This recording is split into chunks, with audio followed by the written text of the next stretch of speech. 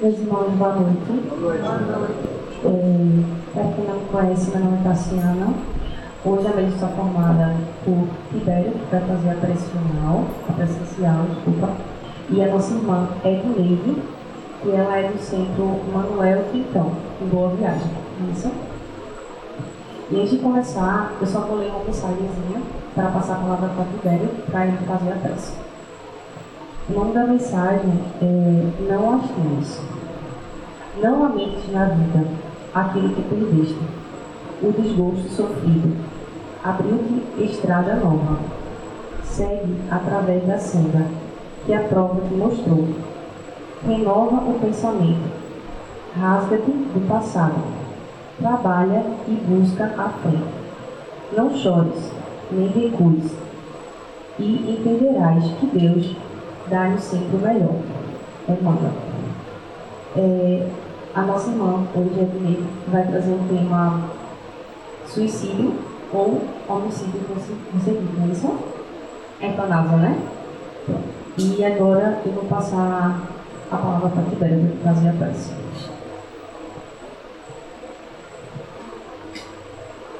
Boa noite, boa noite. Que todos possamos agora aquietar um pouco os nossos corações, abrir nossas cabeças para as ideias que vão ser intuídas por nosso irmão, esquecer um pouco do mundo lá fora, se concentrar aqui, agradecer a Deus, a nosso Senhor Jesus, primeiramente, pela oportunidade de estarmos aqui mais uma vez reunidos em teu nome, meu Deus, muito obrigado. Que nossos familiares estejam protegidos em seus lares, em seu local de trabalho, que a espiritualidade amiga da casa, que a espiritualidade amiga possa acompanhar a todos, iluminar, proteger, e que possamos estar aqui com os corações tranquilos, serenos, para absorver da melhor maneira possível os ensinamentos proferidos na aula de hoje.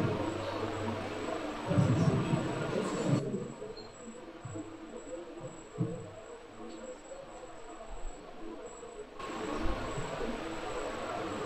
Boa noite a todos. Boa noite. Com alegria do coração, que estamos aqui nesta casa e trazemos o abraço fraterno de todos os que fazem o Centro Espírita Manuel Quintão, a unidade de Boa Viagem. No Manuel Quintão nós temos 3 unidades. Temos o de Rio Doce, temos o de Libura e temos o de Boa Viagem. Tudo é o mesmo grupo. Só que são 3 unidades de locais diferentes. Nós fazemos parte do Boa Viagem, que moramos lá perto. E o tema da noite de hoje é sobre eutanásia. O tema principal é eutanásia. Ele pergunta, né? Suicídio ou homicídio consentido? Então a gente vê o seguinte, que na sociedade de hoje, né, que as pessoas, mesmo um alto índice de pessoas religiosas ou se dizem religiosas, mas predomina o materialismo. Predomina o materialismo. E a grande maioria das pessoas, quando o tema é sobre morte, primeiro, morte ninguém gostaria de falar sobre isso. Né? É como se não existisse ou fosse uma coisa assim, muito ruim. E não é. Né? Todos nós temos o tempo de passar aqui no planeta, a reencarnação. E que quando a gente já nasce com essa certeza de que vai retornar à nossa verdadeira pátria, que é a pátria espiritual. Então aqui é uma escola, e ninguém fica eternamente dentro da escola, não é? Então a gente vem, aprende e retorna para a verdadeira pátria, que é a pátria espiritual. Então, é uma bênção a reencarnação. É uma bênção essa oportunidade que Deus concede a todos os seus filhos. A todos. Até aqueles que não querem reencarnar, que não precisam, mas que não querem, vêm compulsório. Porque é feita aquela criança que não quer ir para a escola, mas os seus pais são muito responsáveis e dizem, não, você não decide a sua vida. Quem decide por você somos nós. E nós temos a responsabilidade de colocar na escola porque nós sabemos que é o melhor para você. Então, assim mesmo é nós. Quando a gente está muito recalcitrante no plano espiritual, ou quando a gente está não só recalcitrante, mas quando a gente perde o poder de decisão e de escolha, que também acontece, então a gente vem compulsoriamente para a escola da vida, através da reencarnação. Então, todos nós que aqui nos encontramos, acreditando ou não na reencarnação, a reencarnação existe. Então, todos estão aqui nesse propósito de evoluir, de crescer, de aprender e de galgar a felicidade. Então, o tempo que a gente passa aqui, 10 anos, tem pessoas que passam só horas e retornam, né, ao plano espiritual. Já tem outros que chegam a 100 anos, chegam a 109 anos. Né? Então, e hoje, cada vez mais, a sobrevida está aumentando, graças a Deus. Né? Mais tempo no planeta, mais tempo para o aprendizado, mais tempo para o exercício do amor, o exercício da caridade, o exercício da tolerância, o exercício da fraternidade, o exercício do perdão. Então, são muitas lições que a gente tem que aprender aqui. E uma existência só não seria suficiente. E cada um aqui tem a sua missão, e cada um tem a sua trajetória, e cada um tem o seu planejamento, e cada um de acordo com as suas necessidades evolutivas. Uma coisa é muito séria: ninguém está aqui por acaso. Ninguém veio aqui ou está aqui reencarnado aleatoriamente, solto. Não. Todos nós participamos do planejamento. Todos nós temos família espiritual. Todos nós temos, independente da nossa crença, temos o nosso anjo de guarda, aquele espírito protetor, que antes do momento da gente reencarnar, ele já se dispõe, se predispõe a nos acompanhar nessa jornada evolutiva. Então ninguém está sozinho aqui. Embora tenha momentos que a gente se sinta só. Se sentir só e estar só é uma grande diferença. Então é importante cada minuto. Então, quando a gente aqui fala sobre morte, tem gente que até chega a bater 3 vezes na madeira para afastar, como que para afastar a morte, não quer nem falar sobre morte. Dificilmente se conversa sobre a morte dentro de casa. Com as crianças, então, nem se fala. E precisamos desenvolver, praticar a educação para a morte. Veja só. Até para morrer, a gente tem que morrer com dignidade. É verdade. O próprio Chico passou por uma experiência dessa. Né? Ele relatou para a gente a experiência dele no avião, né? E o avião passou por umas turbulências e ele começou a gritar dentro do avião. E aí Emmanuel, o seu benfeitor espiritual, aparece para ele: Chico, o que está acontecendo? Ele: estou com medo de morrer. Estou com medo de morrer. Se morra pelo menos com dignidade. Então, morrer com esses gritos todos, como disse, não resolve. Né? Então, morra pelo menos com dignidade. Divaldo, quando teve os problemas sérios de coração, ele pediu mais moratória. E continua em moratória. Então, e cada um de nós tem a sua história de vida aqui. Então, para as crianças, a gente não fala sobre a morte. Criança não participa de velório, criança não participa. A gente tira a criança de casa, afasta a criança, como se ela fosse não sei nem o quê. E as crianças são altamente sensíveis, são altamente inteligentes, e a gente tem que falar a verdade para elas. Uma linguagem acessível, né? Tranquilamente, para conversar com elas. No filme, o nome do filme que eu já assisti diversas vezes, A Casa dos Espíritos. Alguém aqui já assistiu A Casa dos Espíritos? Eu assisti diversas vezes esse filme. É que nem criança, é que quando gosta de um filme, né? Então, A Casa dos Espíritos é um filme belíssimo. Quem não assistiu, o filme já não é tão recente. Quem não assistiu, assista. E pelo título, quando eu pensei A Casa dos Espíritos, eu pensei assim: é um filme cheio de fantasma, né? Vai aparecer muito fantasma, vai aparecer muito espírito, e você pouco vê espírito, ou raramente você vê espírito no filme. Mas um dos pontos, por que eu assisti? Porque também é sempre feito um livro. Toda vez que a gente lê, a gente vê coisas diferentes, a gente descobre novas informações. E o filme também, que é um filme histórico, ele mostra assim, diversas fases na vida da pessoa, a história, né? Diversas fases na vida da pessoa, e mostra uma dessas fases aí, era a avó conversando com a neta e preparando ela, porque a avó, que é a personagem principal do filme, ela sabia que já estava perto dela desencarnar. E era uma época de Natal, a filha dela, a mãe da criança, tinha ido para a cidade fazer as últimas compras, acompanhada do esposo dela, né, do marido da dona da casa, né, o avô da criança. Tinha ido com a filha para a cidade, para o comércio.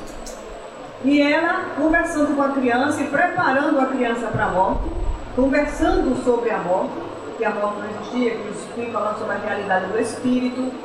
É um filme americano, não é um filme brasileiro. Porque o espiritismo predomina aqui no Brasil, mas não predomina. Nasceu na França e veio para o Brasil. Se radicou no Brasil. E ela decorando a árvore de Natal com a criança participando, entregando os brinquedinhos, a decoração para botar aquele pé de pinheiro enorme, né, porque lá se usa os pés de pinheiro, colocando. Quando ela sobe na escadinha, a avó sobe na escadinha para colocar a decoração, ela sente-se mal e dali ela vai para o leito e no leito ela desencarna e a criança ao lado dela. Na maior tranquilidade, ou seja, morreu com dignidade. Se fosse um de nós, será que a gente entrava em desespero? Será que a gente começava a chorar também, a gritar? Ela não, ela muito tranquilamente, porque ela sabia da realidade do espírito, ela via os espíritos. A realidade dela era muito verdadeira, o que ela via. E nisso ela conversa com a criança, e ela desencarna e a criança participa daquilo ali. Quando a mãe da criança chega, que procura, quando a criança sai correndo pelo terraço do jardim lá, o carro entrando, a criança dá a informação de que a avó tinha desencarnado. O avô entra num desespero tão grande que pega a bengala e começa a quebrar o vidro do carro, por não aceitar a morte da esposa. Vejam como cada um encara a realidade da morte. A filha sai correndo, chorando, então todo mundo chorando e a criança olhando assim para eles, como que assim, mas ela partiu tão bem, ela está tão bem, não é uma coisa tão ruim assim. E a gente se acostumar e saber de que quem morre é o corpo de carne, o espírito permanece vivo. Nós temos a realidade espiritual. A gente muitas vezes vive aqui como se só existisse isso aqui, mas não, isso aqui é uma cópia mal feita do que existe no mundo espiritual. E aí, quando a gente fala sobre morte, a maioria diz, eu quero ter uma morte rápida. Eu quero ter uma morte, eu queria morrer dormindo. A maioria das pessoas, quando se entrevista, quando se pergunta, diz que quer morrer dormindo. Ninguém diz que quer morrer depois de uma doença prolongada. Primeiro que a gente não quer adoecer. Nem quer ficar em cima de um leito. Olha, se for para mim ficar dependente, que Deus me leve. Mas dificilmente a gente se coloca dizendo assim, o meu desencarne seja de acordo com as minhas necessidades evolutivas e de acordo com a autoridade de Deus, o desejo de Deus. Então a gente se colocar na submissão e na certeza de que nós somos assistidos pelo nosso Pai. Aquela certeza de que nós temos muito amor, Ele tem muito amor para conosco. E mesmo diante de uma enfermidade, não quer dizer que Ele nos abandonou para sofrer. Não. A morte, quando o espírito passa por um período longo de doença, serve como se fosse uma cirurgia plástica reparadora para o espírito. Olha a profundidade da coisa. Então, quando se fala sobre a morte, se fala sobre uma doença, se fala... Então, aí vem a ideia de quê? Da eutanásia. Não, para ficar sofrendo, é melhor tirar a vida logo. Mas de quem é a vida? Quem é que tem o direito de decidir o dia de voltar para o plano espiritual? Quem é que sabe realmente das nossas necessidades? Ou se é uma covardia nossa? E como como é que nós iremos nos encontrar como espírito quando retornarmos ao plano espiritual, provocando uma eutanásia? E quantas pessoas que já passaram por doenças longas, teve um homem que passou 12 anos em coma. 12 anos e retornou e saiu do coma e voltou para a vida normal. Aí é quando a gente diz, para Deus nada é impossível. Nada é impossível. Onde está a nossa fé? Onde está a nossa esperança? A nossa confiança nos desígnios do Pai? Por que nos acovardarmos diante da vida, diante da dor e diante do sofrimento? Se o tempo nosso aqui é completamente diferente do tempo para os espíritos, do tempo para o mundo espiritual. O que significa um mês aqui doente, em convalescência? Para o plano espiritual. Primeiro que lá nem relógio existe. Que bom, né? Pelo menos acho que não tem muito estresse. Né? Porque não tem relógio. Né? Eu, desde que me aposentei, raramente eu uso relógio. E olha que eu escava de relógio. Me aposentei de relógios. Tá lá. E agora? Eu acho muito bonito tudo, mas já não tenho mais aquele compromisso, aquela obrigação de estar sempre olhando para o relógio, porque o horário é muito contadinho, de ponto, porque eu fui escrava de ponto durante muito tempo. Por o quê? 37 anos de trabalho, batendo ponto. Escrava de ponto. Me aposentei os relógios também. Tá tudo lá na gaveta, as pilhas já cresceu, tá? Só tem um bonitinho lá de oncinha, que eu tenho que voltar a ajeitar, que adoro as coisas de oncinha, para usar só para adorno, mas para ficar olhando que é hora, não. Então a eutanásia é esse sentimento, é essa vontade de abreviar a vida. E a eutanásia tem dois tipos: a eutanásia passiva e a eutanásia ativa. A ativa é onde a própria criatura aplica a medicação, que a eutanásia é como se fosse assim, a morte sem dor. Abreviar a morte sem dor. Aplicar uma injeção letal, né, na veia, e dali em poucos minutos, poucos segundos, a pessoa deixa o corpo físico, né, desencarna. Então diz que é a morte sem dor. Sem dor. Isso significa de que o espírito, retornando ao plano espiritual, ele vai se desligar do seu corpo? De maneira nenhuma. O que desliga o espírito do corpo é a desagregação das células, dos átomos. E isso acontece quando perde-se a vitalidade, que é o desencarne normal e natural. Já começa aí um primeiro dificuldade, um processozinho doloroso no plano espiritual. Porque não basta só a gente sair do corpo físico. Se fosse assim, era muito fácil. Mas ficamos presos ao corpo físico porque as energias estão todas lá. Ainda tem muita energia. E a passiva é aquela onde a pessoa não responde por si, onde o médico, a enfermeira, ou seja lá quem for, né, ou desliga os aparelhos ou aplica a injeção. Já teve caso de pessoas que o aparelho foi desligado e a pessoa não morreu. E aí? Pessoas que sobreviveram à eutanásia, porque não foi a letal, não foi com a injeção, foi de desligar os aparelhos. Teve uma pessoa que tentou a eutanásia, querendo deixar de comer durante 22 dias, sem comer e sem beber água. Não morreu. Mas se sentiu tão mal, que voltou para o beber. Com toda a doença dela. E muitos países hoje, né? No Brasil é crime, a eutanásia é crime. Embora muitos hospitais, médicos, enfermeiros praticam esse crime para tentar livrar a criatura, né, do sofrimento. Principalmente idosos. Diga-me. Mas praticam com autorização da família. Olha, não é permitido não. Debaixo dos panos, né? Debaixo dos panos. Mas tem casos que o próprio profissional da medicina...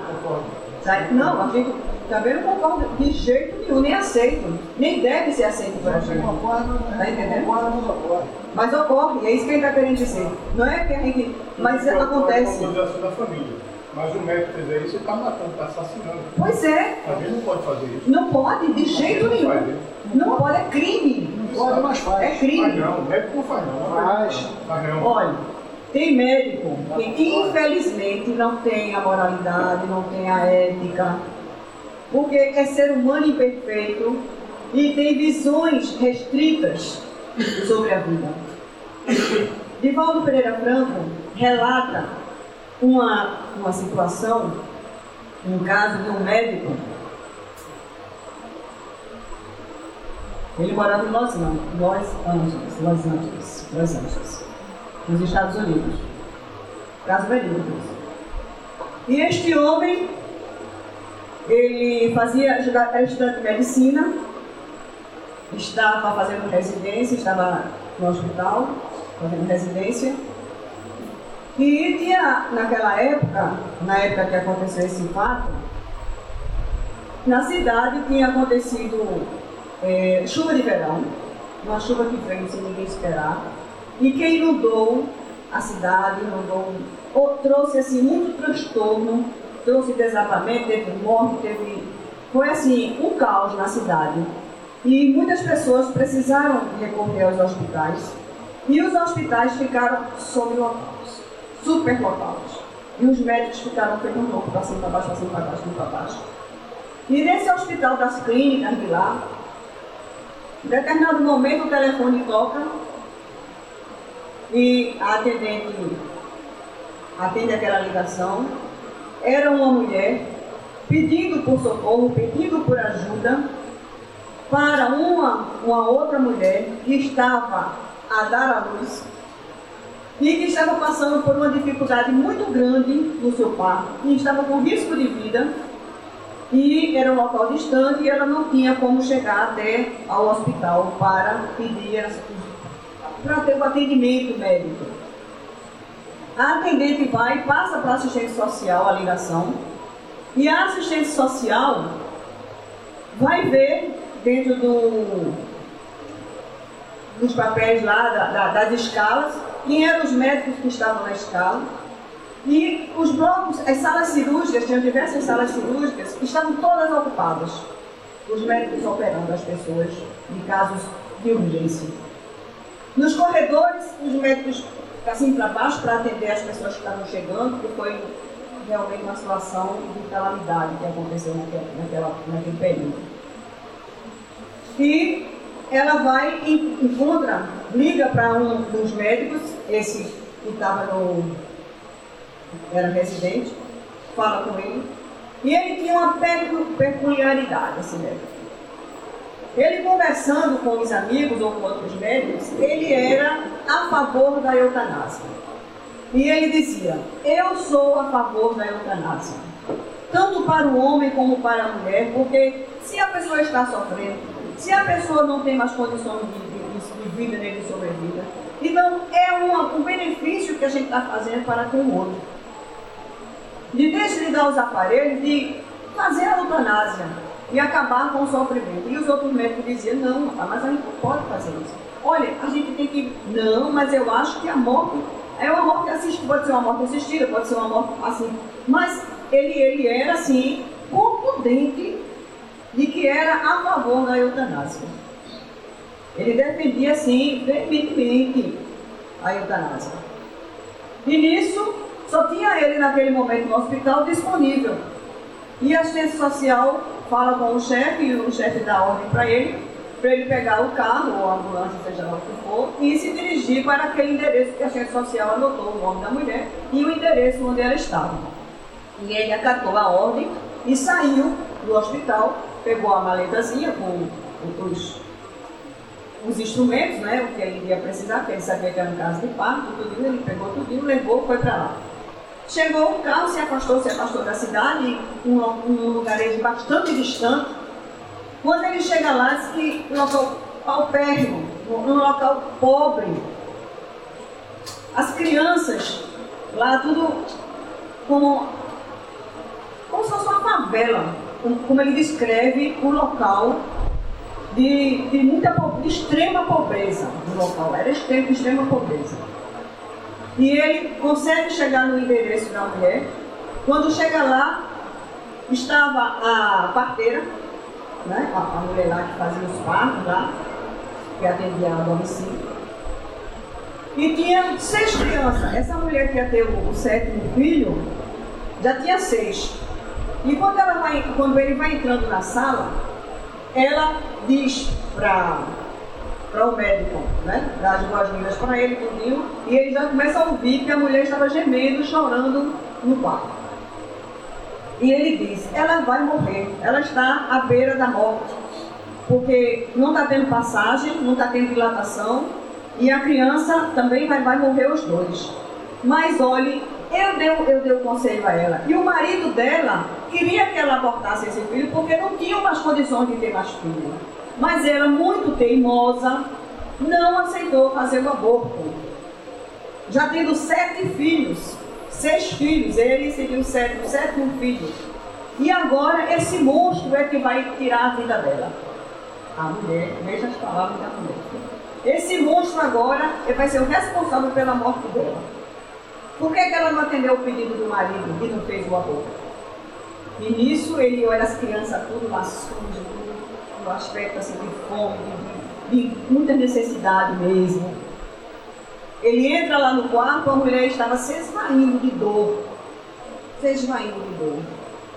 Ele olha para ela, a mulher estava numa condição também de muito sofrimento. Aí ele abre a sua mala, a sua bagagem lá, prepara uma injeção e aplica a injeção nela. Se dirige para uma janela, olha para o firmamento e naquele momento, porque mesmo ele tendo aquela ideia da eutanásia, mas ele era uma criatura boa, ele não era uma criatura ruim, mas ele tinha essa ideia da eutanásia. E nisso, ele aplica a injeção e espera a injeção, o organismo reagir para ver se aumentava as contrações dela para facilitar o parto. Enquanto a injeção, ele esperava alguns segundos que a injeção fizesse efeito, ele se dirige a essa janela, olha para o firmamento e olhando ele viu as estrelas no céu. E ele admirou aquele firmamento. Olhando para o céu, ele lembrou-se de Deus. E ele juntou as 2 mãos e fez uma oração em silêncio, pedindo a Deus que ajudasse aquela mulher naquela situação tão difícil em que ela se encontrava.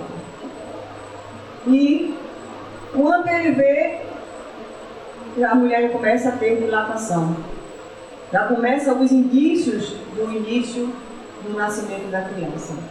Ou seja, ela recebeu ajuda, o medicamento fez efeito, ela começou a reagir e começou ao trabalho do parto. E ele vai, ajuda no nascimento daquela criança, sozinho, ele e a parturienta. E ele vai, tira aquela criança, limpa, tudinho, né, faz todo o asseio. Quando ele vai limpar a criança, ajeitando a criança, quando ele observa, a criança tinha um defeito na perna. Um defeito muito sério na perna. E ele olha e diz, e agora? Além dela passar por isso tudinho, tem um monte de filho e agora vai ter um filho aleijado. Óbvio, o que vai ser dessa criança? Que futuro essa criança vai ter aqui? Numa pobreza dessa, e ainda mais com uma perna dessa, aleijada, vai ficar coxo, vai ter dificuldade para viver, para trabalhar, para estudar, para tudo. E ele pensou, seria agora um momento de livrar ela desse encosto, a mãe. Então ele pensou, vou fazer a eutanásia.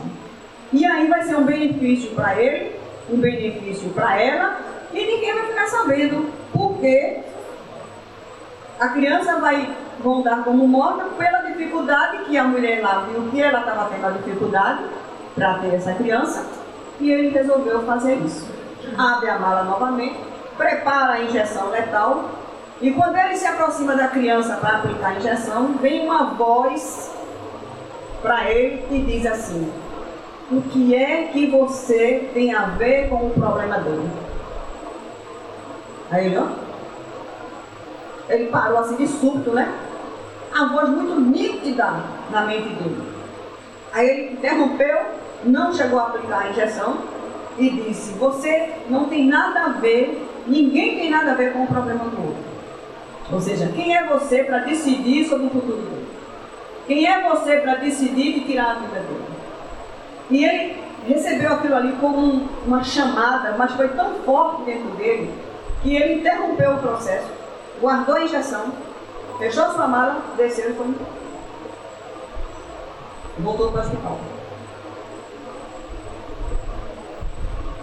Passou-se o tempo e ele terminou a residência dele, continuou no exercício da profissão, conseguiu cada vez mais êxito na profissão dele, casou por amor. Desse casamento ele teve uma única filha. E essa filha era o amor da vida dele, essa filha. Não só dele, mas da esposa também. Mas ele era um amor, assim, fenomenal pela criança. E a criança vai crescendo, vai se desenvolvendo e ele prosperando cada vez mais no exercício da sua profissão como médico. E chegou a ficar rico na profissão dele. A filha cresce, torna-se uma moça, casa-se e tem uma filha. Mais uma vez ele se sentiu feliz e abençoado pelo nascimento da neta. Um determinado dia, a filha precisou fazer uma viagem de carro com o marido e deixou a menina lá na casa dele.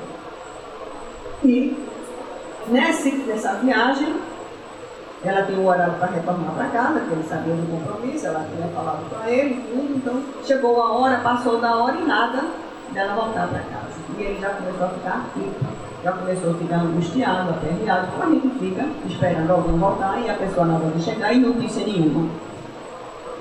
Quando já deu quase de madrugada, ele recebeu um telefonema de que tinha havido um acidente na BR e que os corpos tinham sido retirados, conduzidos, e ele precisava fazer um reconhecimento.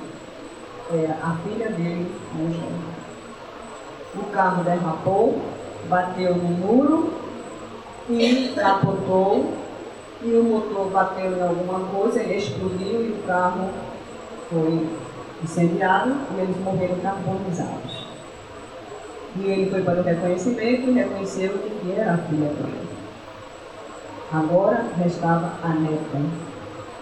E ele, com a mulher, criou aquela criança com muito mais amor, porque ela não tinha mais a mãe, não tinha o pai. Quando a criança estava com 4 para 5 anos de vida, eles resolveram fazer uma festa de aniversário para a menina. E convidaram os amiguinhos, a vizinhança, o pessoal lá para o aniversário da criança. Em torno de 60 pessoas para essa festinha. No dia que amanheceu o aniversário, o dia da festa da criança, a criança amanheceu com febre. Um estado febril, e a coisa foi piorando, e ele terminou levando a menina para o hospital, e a menina, os convidados chegando, as crianças, tudinho, ela voltou para casa, foi medicada e tudo, voltou para casa, mas sempre molinha, sempre com estado febril, não reagia bem, tudinho, né? As crianças tudo correndo, tudo brincando, as mães tudo animada, até de volta faz a brincadeira, diz que na festa infantil, quem se diverte mais são as mães. E as mães vão para as festas infantis, dentro das bolsas ela leva os saquinhos de plástico, para levar os docinhos, levar as comidinhas para casa, para quem não pode ir para a festa. Vai dizer, que a fulana não veio, não pode vir, vou levar a comidinha para ela, né? E aí, ele tira até essa brincadeira. Passou-se isso aí, a criança foi se agravando, a situação foi piorando cada vez mais. E a criança foi uma bactéria que ela atingia assim, as juntas, né? Dava dores terríveis e febre muito alta, e o movimento comprometia o movimento. E a situação foi se agravando cada vez mais, e ele levando para os médicos, e quando a situação estava muito pior, ele levava para os médicos amigos, conhecidos dele, tudinho, e o médico chegou para ele e disse, olha, não tem jeito para ela. Essa doença dela é uma doença que até hoje não tem cura, é uma doença rara, fizeram todos os exames, descobriram qual é o tipo da doença da criança, é uma doença rara, que a cada, vamos dizer, 10 mil crianças, uma é a cometida dessa doença. Então é raro, é uma coisa rara de acontecer. Então, como é muito raro, ainda a medicina não descobriu ainda a causa, não descobriu ainda uma medicação que tratasse essa enfermidade. E eu, se eu fosse você, eu pensaria na eutanásia para ela, porque vai ser daqui para pior. Ela vai morrer e a cada dia a coisa vai se agravar, vai piorar. Ele tomou um choque. Ele tomou um choque e disse, eutanásia, eu praticar eutanásia na minha neta, eu matar a minha neta, veja como são as coisas. Veja, o que é o amor ali, né? A responsabilidade dele agora como avô, pai, né, da criança, e ele disse, não. Enquanto ela tiver vida, eu vou lutar pela vida dela. Ela vai morrer, mas eu vou até o último momento lutar pela vida dela. E disse para o médico, me dê uma luz, me diga alguém que seja estudioso, que você indica, que você conhece, que você disse, olha, tem um médico muito estudioso, que é em Nova York. Aí ele foi, pegou o avião e foi para Nova York para se consultar a menina. Assim, a viagem bastante dolorida para a criança. Cada viagem que ele fazia, a criança sofria e definhava cada vez mais pelo desgaste, né? Tudo muito, para ele era muito distante, muito demorado, e a criança muito enferma, cada vez mais piorando a enfermidade dela. E nisso, ele foi para Nova York, fez a consulta, e o médico disse, olha, a doença, e confirmou cada vez mais a doença dela, e disse, eu não tenho estudo, eu não tenho nada que possa ajudar a sua neta. Só indico a você a eutanásia. Segundo o médico para dizer que é eutanásia. Veja que teste. Não teste? E ele vendo a criança sofrer, vendo a criança chorar, e vendo a criança morrendo. E ela estava morrendo. E restava pouco tempo de vida para a criança. E aí ele novamente disse, não, mas me indique mais alguém onde eu possa. E aí ele vai, indica em outro estado lá, onde tem um médico que era na cidade que ele morreu. Veja, ele volta para a cidade dele. E ele só liga para ele, passa um telegrama, isso foi em 1940, em torno na época, 1940. Ele passa um telegrama, avise para ele, arranje uma consulta, porque eu vou direto. E assim que eu chegar lá, para minha neta ser atendida logo, de urgência, porque o caso realmente é muito grave, ele está certo, vai fazer isso, por você eu faço. Aí entrou em contato e ele foi direto para lá. Quando ele deu o endereço, tudinho, que ele chegou lá, foi procurar o médico, era numa comunidade, um local distante e pobre. Não era um consultório como ele estava acostumado a entrar, conhecer e consultar a neta dele. Era um barracão, feito um barracão. E ali, quando ele foi entrando, as pessoas que trabalhavam lá, e a maioria dos pacientes, eram pessoas todas com deficiência física. Pessoas, uns mancando, outros coxo, outro não sei o quê, outro. Então, cada um tinha uma deficiência física. E ele achou aquilo assim, diferente, né? Estranho, no local daquele. Muita gente sofrendo, aquelas macas, tudinho, um ambiente pobre. E o médico já esperava por ele. A enfermeira esperou uma maca, a criança não andava mais, bota a criança na maca e leva para a sala desse médico. Quando entram lá, o médico estava sentado, um médico jovem, em torno dos seus 30 anos, e ele diz para o pai, para o avô, né? Ele disse, olha, tem esses exames aqui estranhos, não quero ver exame nenhum, nem quero saber nenhum parecer de nenhum médico.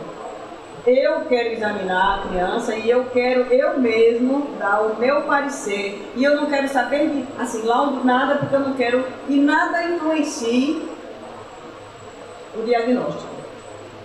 Então eu vou fazer o meu diagnóstico.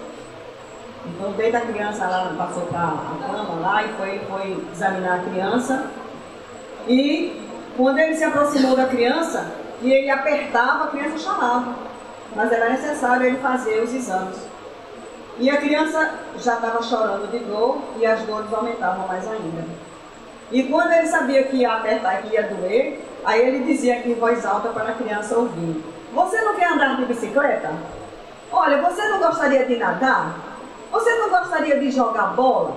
E ele começou a mostrar e falar de brincadeiras, de coisas assim, que a criança gostaria de ter uma vida normal para ter essa atividade, que são as atividades que toda criança gosta, de andar de bicicleta, de comer, de jogar bola, de nadar. Qual é a criança que não gosta de água? A grande maioria gosta de água, a grande maioria gosta de bola. E nisso, era como se fosse uma forma de estimular a criança a pensar em coisas boas, e ter vontade também de viver, e alimentar a esperança. E o avô chega para ele e diz: doutor, o que é que o senhor me diz? Qual é o diagnóstico? Ele diz a doença. E era o mesmo laudo que os outros médicos tinham dito. Ele conseguiu diagnosticar a doença, era a doença rara de uma bactéria. Ele disse: é a bactéria Y. Nem nome tinha ainda. É a bactéria Y, que ele tinha identificado e ele tinha catalogado como sendo a bactéria Y. Então ela tem a bactéria Y. Não existe tratamento ainda para essa doença. Agora, há 10 anos que eu venho pesquisando sobre essa bactéria Y. E desenvolvi uma droga onde eu me faço os testes em camundongos, em ratos e outros animais. E todos são bem-sucedidos. Mas nesses 10 anos, nunca me apareceu um paciente aqui que eu pudesse testar a droga, para saber em humano, porque como é uma doença rara, quase ninguém tem. Muito raro, e chegar na conduta. Vejam só como as coisas acontecem. Né? E aí ele faz assim: quais são as chances da minha neta? Ele disse: as chances dela são 5%. Ó, 5% de chance de sobreviver. Ele olhou para o médico, juntou as mãos e disse: vamos tentar. 5% poderá ser ruim. Então aí ele descreve o tratamento. A criança tinha que fazer intercalado banho gelado com banho quente com banho gelado, massagem no corpo todo e uma injeção a cada 8 dias. Ia ser 4 injeções, porque a perspectiva de vida dela era em torno de 1 mês. E a cada injeção que essa menina foi tomando, essa criança foi tomando, a criança foi melhorando. Quando ele se levanta para ir providenciar o tratamento da criança, o primeiro tratamento, que foi andando, o avô olha para esse médico, de 30 anos, e vê que ele era coxo. Ele capengava de uma perna e usava uma bota ortopédica, porque a perna dele era bem mais curta do que a outra. Ele precisava de um complemento através de uma bota ortopédica. Aí chamou a atenção dele. Aí ele percebeu que ele tinha visto a deformidade dele e disse: o senhor percebeu? Está vendo? Olha, eu vou lhe contar um pouco da minha história. A minha história de vida é muito interessante. Enquanto a enfermeira ia cuidar da criança para fazer o tratamento. Ele tem essa conversa com ele. E disse: a minha história de vida é uma história bastante interessante. O senhor não sabe. Esse problema que eu tenho é congênito. Já nasci com ele. E a minha mãe, eu fui o 7º filho da minha mãe. Minha mãe teve 6, eu fui o 7º. E o meu pai queria que minha mãe me abortasse. mas minha mãe não aceitou me abortar. E me teve. Só que para mim nascer foi muito difícil o parto dela, porque ela teve tanta complicação que ela quase morre e eu também. Só que a parteira ligou para o hospital e o hospital mandou um médico na minha casa, que minha mãe disse, e esse médico foi um anjo do céu. E ele salvou a vida da minha mãe e salvou a minha vida. Uma semana depois, minha mãe foi lá no hospital à procura desse médico para agradecer a ele pelo que ele fez por nós. Só que quando minha mãe chegou lá no hospital, ela falou com a assistente social para querer descobrir o nome do médico, porque ela disse que tinha um débito muito grande para com ele. De agradecer, ela queria agradecer para ele pelo que ele fez por ela. Só que a assistente social disse que não era permitido se divulgar o nome dos médicos. Não era permitido isso. Aí ela disse, olha, mas veja, olha meu filho como é lindo. A criança estava do lado, né? Olha meu filho como é lindo. E ele salvou a minha vida e salvou a vida do meu filho. Eu preciso muito agradecer a ele pelo que ele fez por nós. Aí a assistente social disse, como é seu nome? Qual foi a data do parto? O seu endereço? Aguarde só um minutinho. Olha, não é permitido, não vou passar dado nenhum para a senhora, mas aguarde um minuto.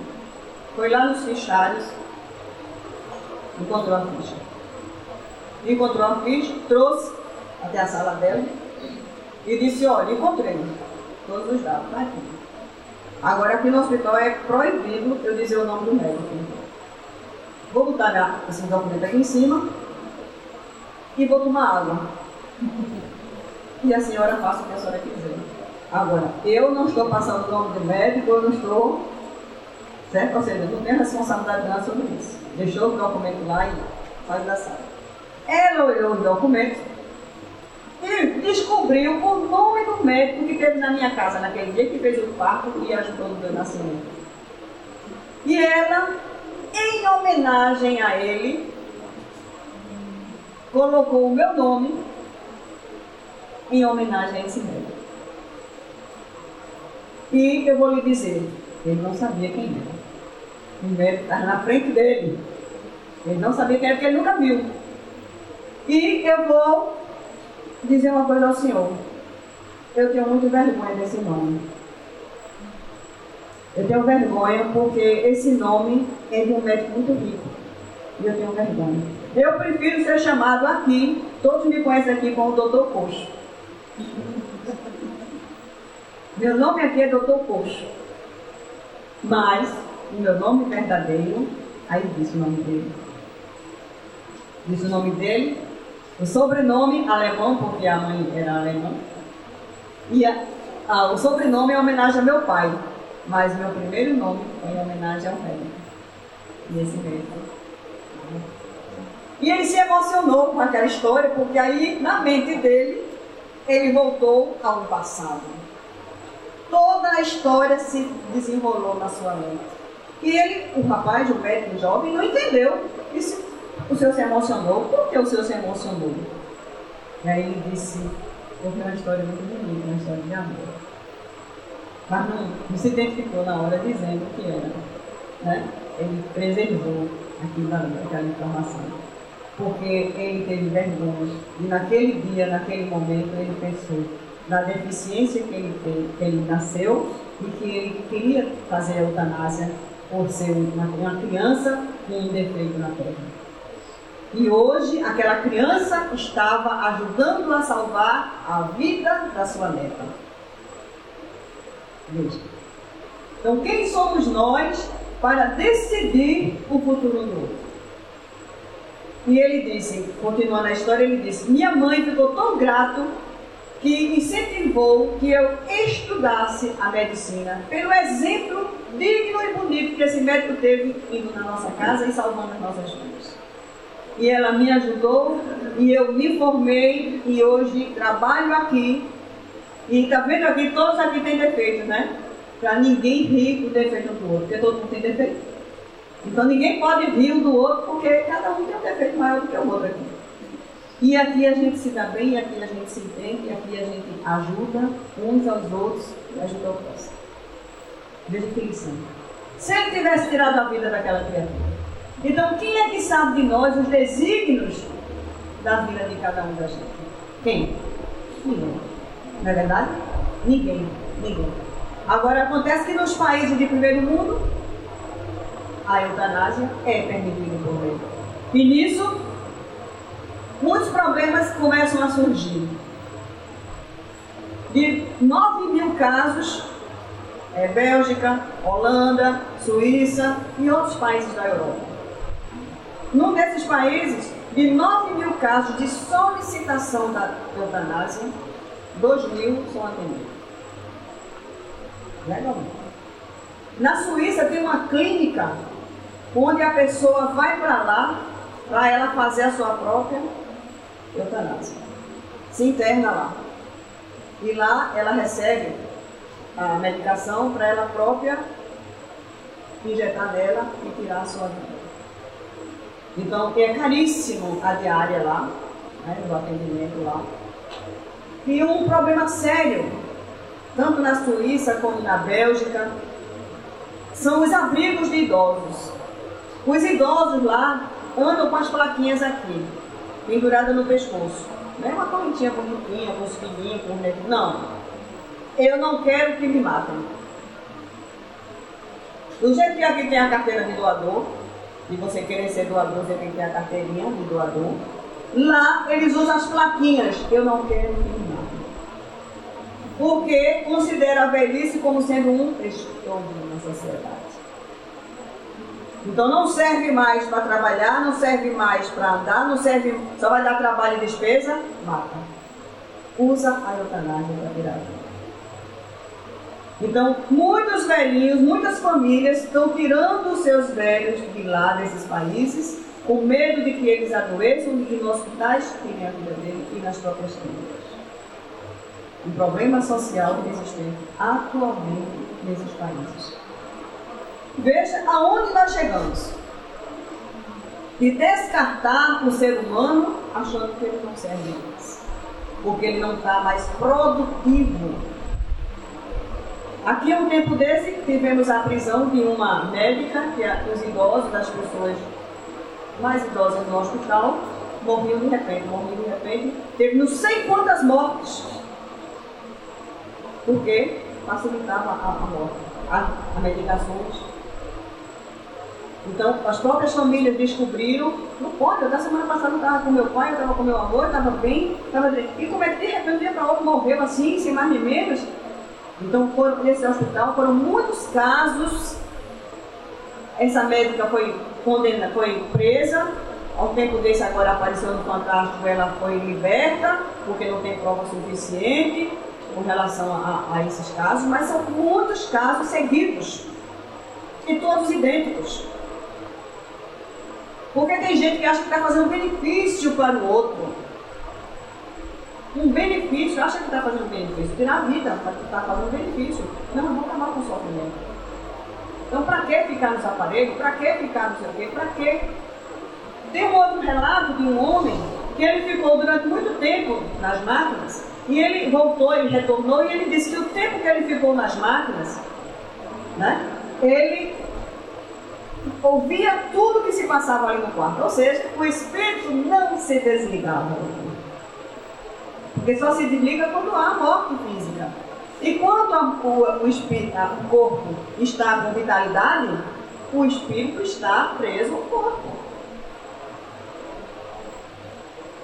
Então, tem alguma necessidade? Tem. Com certeza tem, senão Deus não ia permitir isso. Não ia permitir.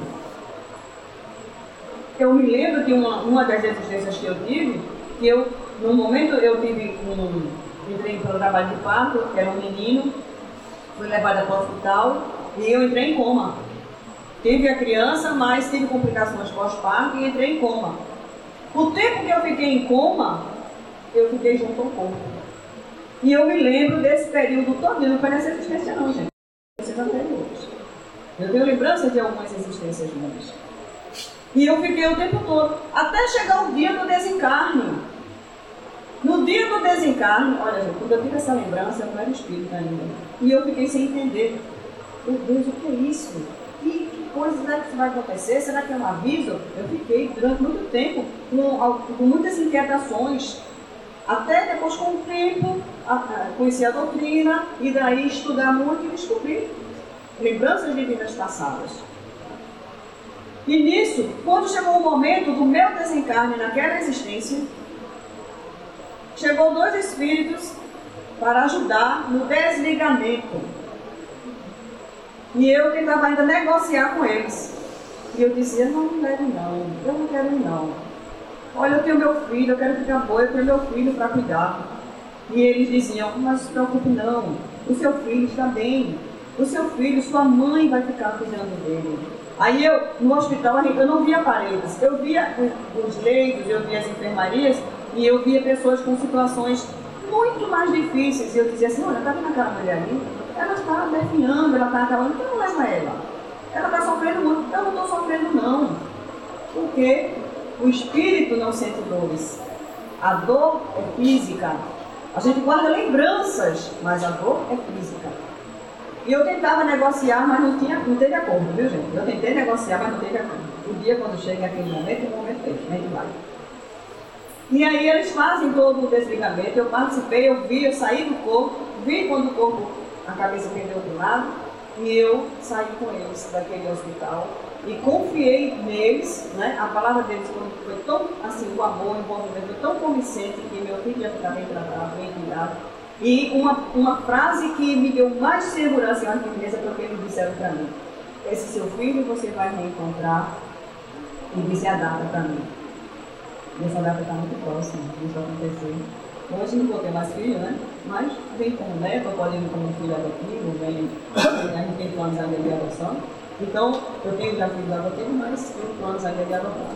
Então, vem como neto, vai chegar essa criança, esse espírito de alguma forma junto da gente, né? Para reiniciar ou reatar esses laços que ficaram. E a vida é isso, a vida não se encerra no corpo físico. Nós temos Jesus, que é o nosso modelo, o nosso guia, que ele saiu do sepulcro e ele logo em seguida apareceu na estrada de Emaús, né? Apareceu na estrada. A primeira visita que Jesus foi fazer em espírito foi para aquela criatura que equivocou-se, que trocou ele por algumas moedas. E que logo em seguida suicidou-se. Ele foi lá no Vale dos Suicidas ajudar essa criatura.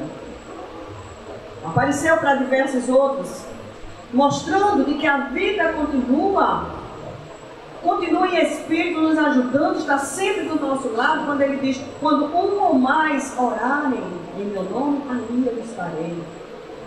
Outros relatos que nós temos através da doutrina espírita, de que Jesus é o nosso guia, é o dirigente espiritual do nosso planeta Terra. E ele disse que não sairia daqui enquanto houver ranger de dentes e houver lágrimas. Então ele está nos assistindo, está nos ajudando. Quando ele estava no momento do sacrifício ali, os 2 ladrões que estavam ao lado dele pediam para ele, mestre, não se esqueça de nós. E ele ajuda também essas criaturas. Então essa doutrina maravilhosa que traz para nós todas essas revelações para que a gente tenha muito mais convicção, muito mais certeza de que a vida não se encerra no caixão, não se encerra no sepulcro. É apenas uma fase que nós estamos vivenciando aqui, uma fase de experiência, de aprimoramento, de crescimento espiritual. Peçamos a Deus força e coragem e resignação diante das dores e dos sofrimentos. Não nos acovardemos de forma alguma. Jesus não se acovardou diante da dor e do sofrimento. Na certeza de que o Pai está guiando as nossas vidas e que nós estamos sendo assistidos. Tenhamos muita fé, muita certeza. Que Deus nos abençoe e muita paz para todos nós.